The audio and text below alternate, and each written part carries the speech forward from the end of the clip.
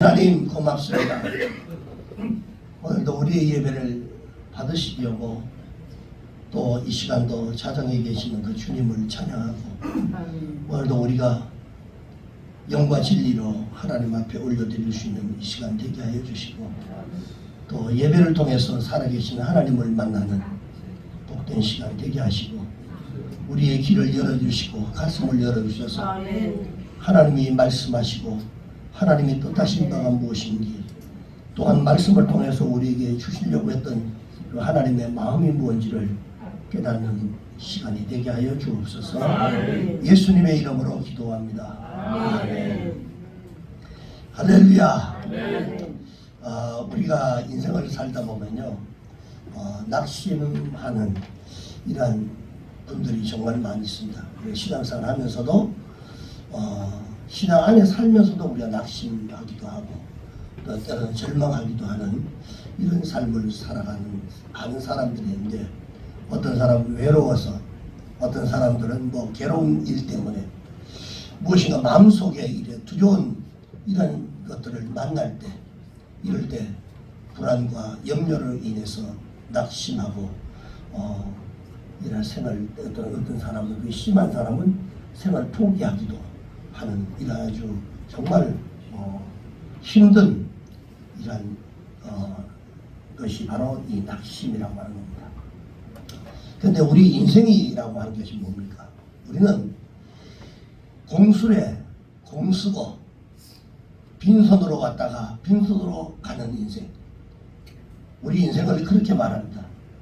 아침에 비었다가 저녁에 지는 하초와 같은 것. 성경에서 이건 이렇게 말하죠. 그래서 시편 기자가 시편 103편 15절의 인생은 그날이 풀과 같으며 그 영화가 들의 꽃과 같도다 그랬어요. 그 사람들이 이 짧은 시간 동안에도 무언가를 자꾸 움켜쥐려고 하고 있어요. 그리고 또 부귀 영화를 누리려고 하고 자신에게 어떤 큰 족적을 뭔가 남기려고 하는 이런 삶을 살아가는 것을 우리가 볼 수 있습니다.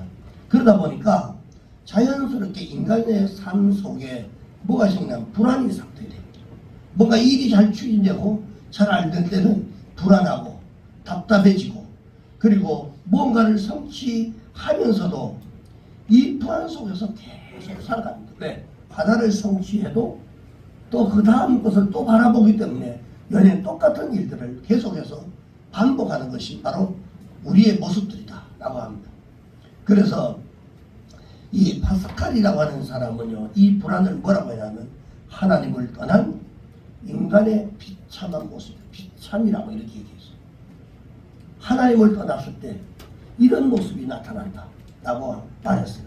다시 말해서 사람의 마음이 하나님과 붙어 있지 아니함, 그리고 하나님을 섬기지 아니함, 하나님을 믿지 아니하는 이런 마음이라고 이렇게 말을 합니다.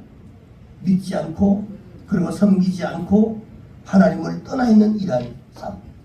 그래서 그렇기 때문에 마음속에 자꾸 불안이 쌓이게 되고 그리고 한계 상황을 만나게 되면 낙심할 수밖에 없는 이런 삶으로 바뀌어진다는 거예요. 여러분 우리들의 이 마음속에 절대로 여러분 낙심을 키워서는 안 됩니다.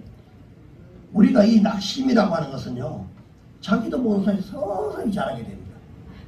그리고 본인이 느끼지도 못할 만큼 서서히 자신도 알지 못하는 사이에 계속 쌓이게 되는데 그래서 인간을 어쩔 수 없는 절망의 상태로 이 낙심이 바로 몰아가게 됩니다.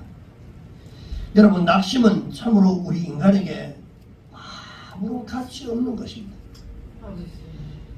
이 히브리어와 이 헬라에 보면 이 히브리어는 낙심을 마사스라고 이렇게 말하는데 이것은 무슨 뜻이냐면요 용해시켜버리고 그리고 분해시켜버린다 라고 하는 겁니다. 그리고 결국은 황폐하다 이런 뜻입니다. 즉 다시 말해서 낙심이라고 하는 건강을 황폐시키고 희망과 행복도 여러분 황폐시켜버리는 것이 바로 낙심이라는 거예요.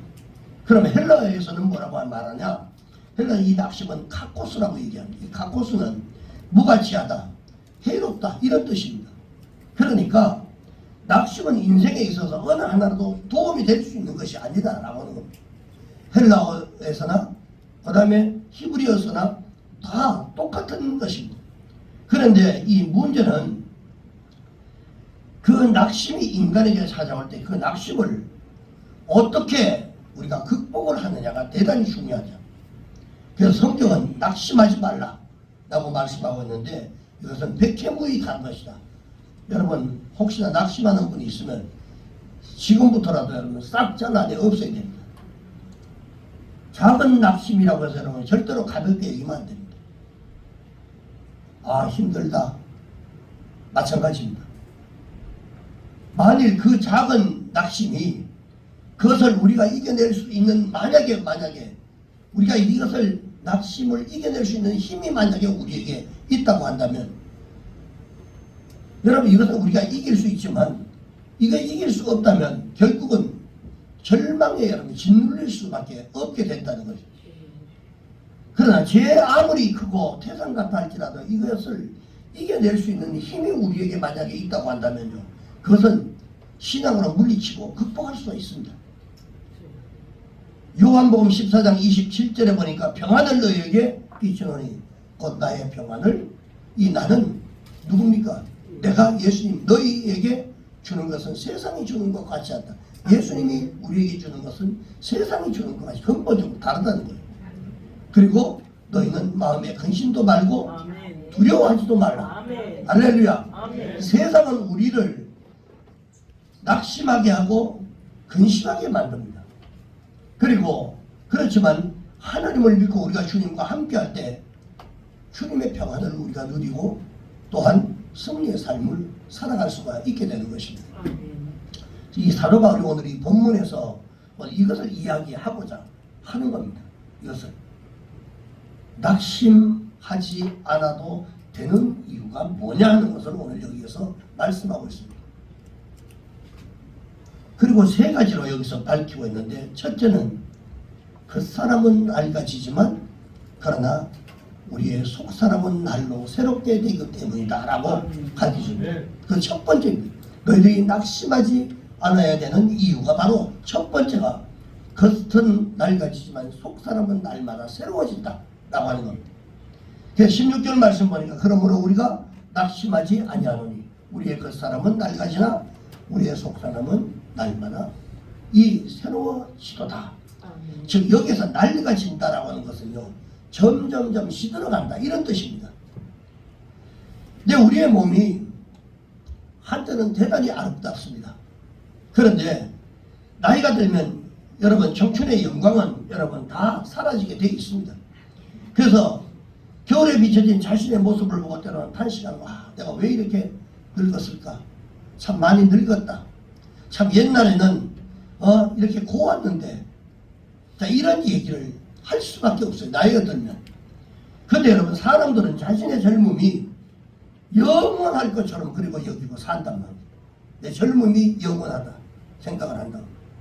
그 내 힘이 뭐 평생 동안 이 힘을 가지고 산다라고 생각을 하고 있어요.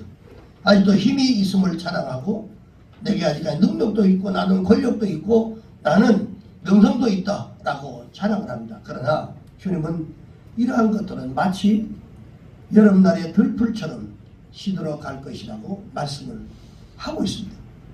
자, 우리는 이러한 사실들에 대해서 우리가 인정을 해야 됩니다. 인정을 해야 돼요.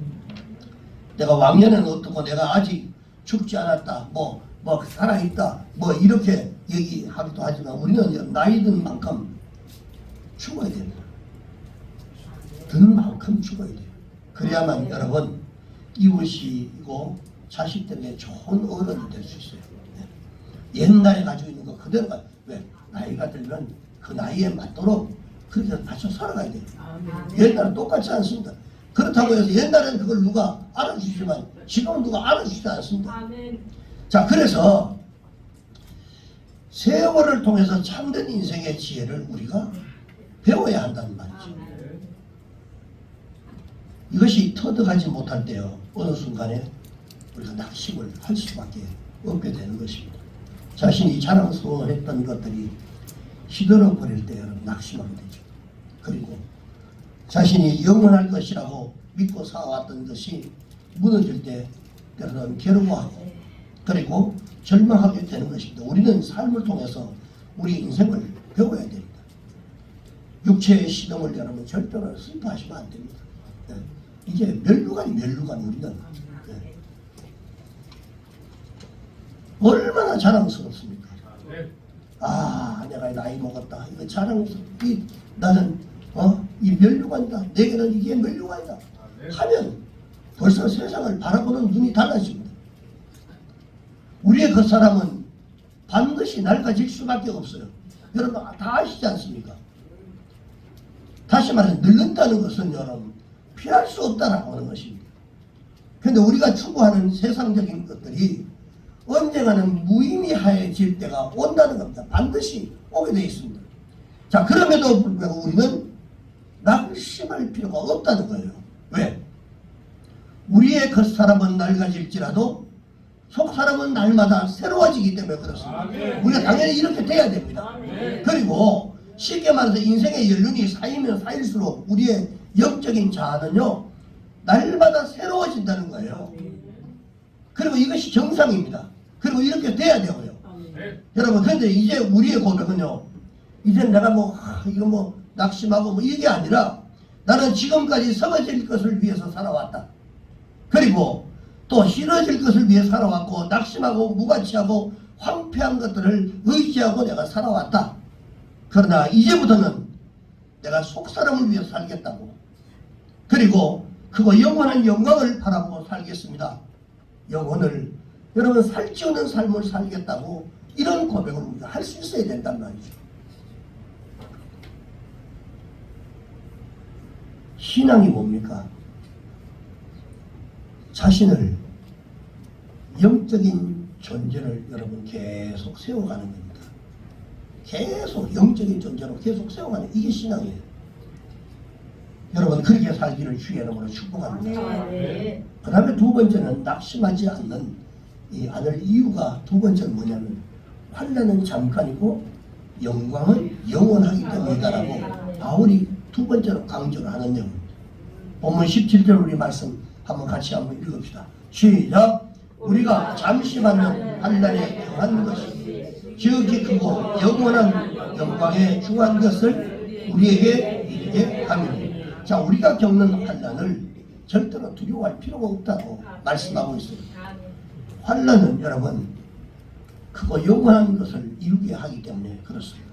그래서 우리가 겪는 이 환난을 절대로 두려워할 필요가 없습니다. 그래서 아까 기도 가운데도 말씀했지만 로마서 8장 18절을 보니까 현재의 고난은 장차 우리에게 나타날 영광과 좋게 비교할 수 없다라고 말합니다.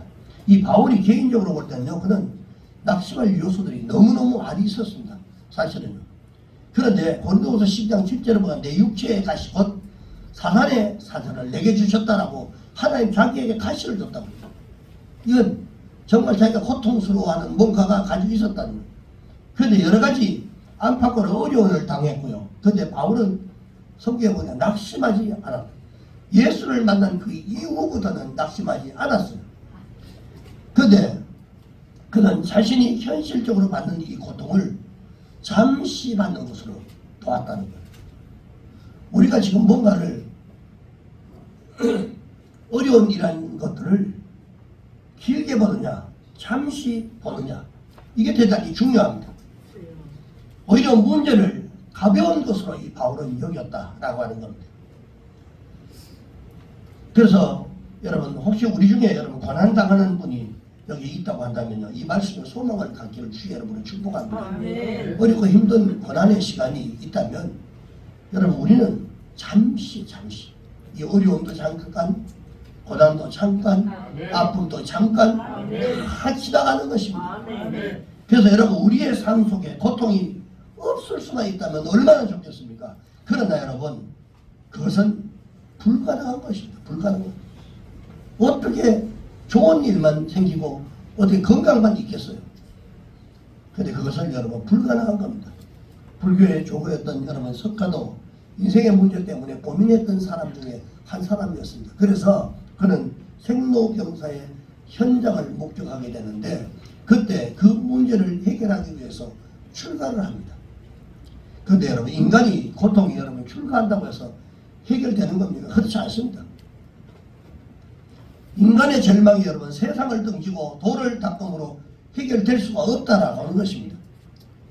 바울이 낭망하지 않았던 이유가 뭡니까?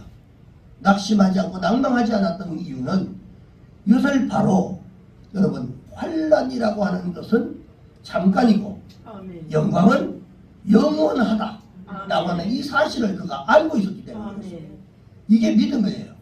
그런데 여러분 우리에게 있는 이 환난이 분명히 우리 인생에 있어서는 분명히 가시와 같은 겁니다. 일단 아프고 힘들고 이런 고통일 수밖에 없지만 그러나 여러분 그것은 잠깐이라는 거예요. 그래서 그것 때문에 아프고 때로는 슬프기도 하고 그리고 이런 아픔도 있고 고통도 있지만 그러나 환난은 우리로 하여금 하나님을 바라보게 만든다라고 하는 것입니다. 이게 우리에게 기쁨입니다. 아멘. 여러분 장차를 하나님의 나라를 우리가 소망하게 만들고 고난 가운데서도 주님을 찬양하게 만드는 것이 바로 이 아픔입니다. 여러분 힘들고 어려운 환경이 오지 않으면 우리가 하나님을 찾지도 않습니다. 솔직히 말해 하나님은 우리 인간의 모습들을 너무 잘 알고 계세요. 아픔 가운데서 여러분 절대로 여러분 절망하지 마시기 바랍니다.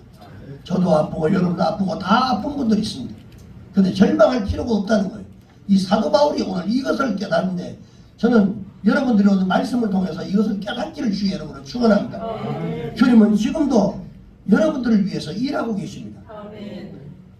여러분을 위한 새로운 계획을 이루시기 위해서 하나님은 현재라고 하는 이것을 사용하고 계신다. 내가 아픔, 또는 고통 이런 현재를 하나님이 계속해서 사용하시고 계신다는 거예요. 현재를 믿음으로 성실하게 여러분 받아들이고 살아가시기를 바랍니다. 자, 하나님이 이러한 어려움 중에도 통해서 이 영원한 나라의 영광을 바라보시게 하시려는 것이고 그것을 또한 우리에게 주려고 하는 것입니다. 그러므로 우리가 절대로 낙심하지 말고 이 어려움도 고통도 이 질병도 잠시 우리에게 지나가는 것이다. 그러나 다가오는 영원한 것들에 비하면 점에 불과한 것이다 라고 생각하면 여러분 개운해지실 겁니다. 그 다음에 세 번째는 낙심하지 않는 이유 세 번째는 이 보이는 것은 잠깐이고 보이지 않는 것은 영원하기 때문에 그렇습니다. 본문 마지막에 18절 보면 우리가 주목하는 것은 보이는 것이 아니요 보이지 않는 것이니 보이는 것은 잠깐이고 보이지 않는 것은 영원합니다. 이렇게 말하고 있습니다. 많은 경우에 우리는 눈에 보이는 것들 때문에 때로는 낙심하기도 하죠. 그런데 여러분 내가 가지고 싶은 것을 소유할 수 없었을 때 우리가 낙심합니다. 저걸 내가 꼭 누려야 될 텐데 내가 또 가져야 될 텐데 그렇지만 그걸 가질 수가 없었을 때 낙심을 하게 되죠. 너무 많이 내가 애를 쓰고 공을 들였음에도 불구하고 갖지 못할 때 거의 내 수중에 들어올 뻔했는데 그것을 남의 수중에 들어갔을 때 이것을 낙심하게 만드는 것입니다. 그러나 보이는 것은 잠깐이라고 하는 사실을 여러분 꼭 기억하시기를 바랍니다. 우리에게는 보이지 않는 영원한 것이 있습니다. 바울은 지금 현재 있는 그런 어려운 고난을 본 것이 아니라 앞으로 우리에게 다가올 영원한 것 바울은 그것을 바라보고 살았다라고 하는 것입니다. 여러분 보이지 않는 것에 대해서 여러분 감사할 수 있었습니까 여러분? 아니면 내가 가진 것 아무것도 없다라고 하는 것 가진 것이 없는 것에 대해서 여러분 감사해 본 적이 있습니까? 생활하면서요 내가 없다라고 하는 것도 정말 없어 보면 아마 없어 본 사람들은 아마 감사했을 수도 있습니다. 그리고 보이지 않는 것에 대해서 우리가 감사할 수 있습니다. 내 앞에 철비하게 늘어져 있고 내가 다 보고 싶은 대로 내가 원하는 대로 그래서 다 눈에 보이면요 그 불행해집니다. 여러분 마귀가 광야에서 예수님을 시험할 때 높은 산에 올라가서 보여준 것도 여러분 천하의 아름다운 것들을 부귀영화했습니다. 이런 것들을 다 보여줬어요. 그리고 왜냐하면 눈에 보이는 것은 자꾸 욕심을 불러일으키기 때문에 그렇습니다. 인간에게 가장 약한 부분들이 그 부분이에요. 그래서 요한 1서 2장 16절에 보니까 이는 세상에 있는 모든 것이 육신의 정욕과 안목의 정욕과 이생의 자랑이 다 아버지께로부터 온 것이 아니다라고 이렇게 성경은 말씀하고 있습니다. 다 세상으로부터 왔대요. 다 세상으로부터. 자, 지금도 사단은 성도들을 세상의 아름다운 것들로 그리고 부귀영화를 가지고 유혹합니다. 다 이것을 다 보여주고 그리고 누리고 싶은 것, 갖고 싶은 것들을 갖지 못하는 이런 고통받게 만들고 그러면서 자꾸 슬픔을 가져오게 합니다. 눈과 마음을 여러분 바꾸시기 바랍니다. 하나님을 바라보셔야 돼요. 그리고 보이는 것에는 잠시 있다가 사라질 것에 우리가 미련을 버리셔야 돼요. 이게 신앙의 여러분 연조입니다. 신앙을 잘 가지고 있습니다. 하나님이 무엇을 요구하는가를 정확하게 알게 되면 눈에 보이는 것은 그거 그렇게 소망 같지 않습니다. 우리가 여러분 보이지 않는 이런 하나님을 찬양하고 영광 돌리는 이런 정말 속 답답하고 정말 막 너무 막 힘들고 어려우면 하나님 앞에 나서 엎드려 기도하면 하고 나면 시원해. 이 세상이 이거 줄 수가 없는 거예요. 보이지 않는 것이 너무나 귀한 거죠. 그래서 우리의 영혼을 여러분 영원한 것을 바라보는 이 영안이 우리에게 열려 있어야 됩니다. 보이는 것 그리고 잠시 있다가 사라질 것 이런 것에 우리가 미련을 버리고 18절에 보니까 우리가 주목하는 것은 보이는 것이 아니요 보이지 않는 것이니 보이는 것은 잠깐이고 보이지 않는 것은 영원하리라. 보이지 않는 것을 여러분 보기 위해서는요 뭐가 필요하다? 믿음이 필요합니다. 믿음이 필요해요. 영의 세계에 대한 여러분 소망을 가지고 영적인 것들을 갈급하고 우리가 신앙적으로 살아가면서 영적인 것들을 자꾸 갈급해야 돼요. 그러면 보이지 않는 것들이 보이기 시작합니다. 집이 누추해도 여러분 호화로운 가구 때에도 좋은 차를 우리가 가지고 있지 않는다 할지라도 괜찮습니다. 이런 것들은 다 지나가는 바람 같은 것입니다. 그 일순간 뭐 차 한 번 사면 뭐 타고 다니면 얼마 동안은 기분 좋은데 타고 나면 그다음 한번 슬쩍 걸치고 나면 그때부터 막 몰아. 집 사도 진짜 우린 제일 처음에 집을 사가지고요 어땠는 줄 아세요? 뭐 별로 요거 조각밖에 안 되는데 쪽방에 살다가 그냥 집을 사가지고 들어가는데 내가 이쪽 싱크대 앞에 우리 사고 서 있는 걸로 이쪽에서 뭐 그냥 조용히 얘기도 다 들리지. 와 이리 물어본 적 있어요. 엄청 큰 집으로 생각하고 그 다 소용없는 거. 잠시 여러분 영의 세계에 대한 소망을 가지시기 바랍니다. 그것이 우리가 가장 행복하게 사는 길인 줄 믿습니다. 결론적으로 말씀드리면 미래의 소망이 없는 사람은요 죽은 사람입니다. 우리가 신앙생활 하면서 미래를 소망하지 않고 그냥 왔다 갔다 살아가면요 소망이 없는 사람이에요. 여러분은 보이는 것만을 갈망합니까? 아니면 그것을 위해 살다가 나중에는 이것을 아무것도 아니라고 하는 이 사실을 만약에 알게 될 때 절망과 낙심하게 되고 이제 거기에서 절대 헤어나오지 못하게 될 수 있습니다. 그러니까 눈에 보이는 것이 다가 아니란 말이죠. 지금 잠시 없고 잠시 힘들고 잠시 아프고 그거 아무것도 아닙니다. 여러분. 보이는 것에 여러분 집착하지 마시기 바랍니다. 솔로몬은 다 가져갔어요. 결론을 여러분 다 알고 있어요. 헛되도다. 내 삶이 여러분 누구를 위한 삶입니까? 여러분의 삶이 누구를 위한 삶이에요? 그럼 무엇을 위해서 살아갑니까? 이것에 대한 여러분 분명한 가치관을 여러분 가지고 있어야 돼요. 아멘. 신앙인은 이게 확실해야 됩니다. 아멘. 내가 누구를 위해 살고 있는가? 나는 그러면 누구를 위한 삶인가? 무엇을 위해 사는가?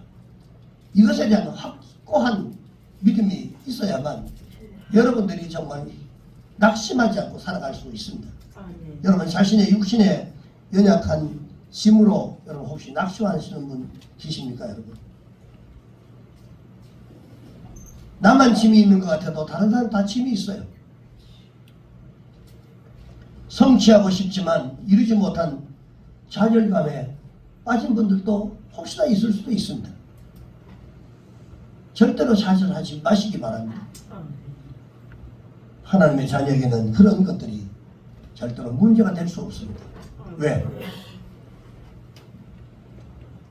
우리를 기다리고 있는 영원한 영광을 바라보기 때문에 그렇습니다. 아멘. 할렐루야. 아멘. 여러분, 겉사람이 낡아져 버렸습니까? 그러나 속사람이 날마다 새로워지고 있음을 감사하시기 바랍니다. 아멘. 이게 정상입니다.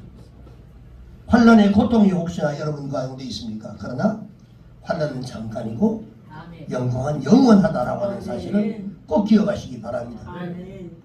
보이는 것을 여러분 다 지나가 버렸습니까? 그러나 영원한 것은 우리를 기다리고 있다라고 하는 것 꼭 기억하시기 바랍니다. 아멘. 그러므로 낙심하지 마시기 바랍니다. 날마다 주님을 찬양하며 감사하며 우리가 살아가야 할 줄로 믿습니다. 아멘. 우리 모두 이러한 복을 누리는 저와 여러분 되시길 주의 이름으로 축복합니다. 아멘. 기도하겠습니다.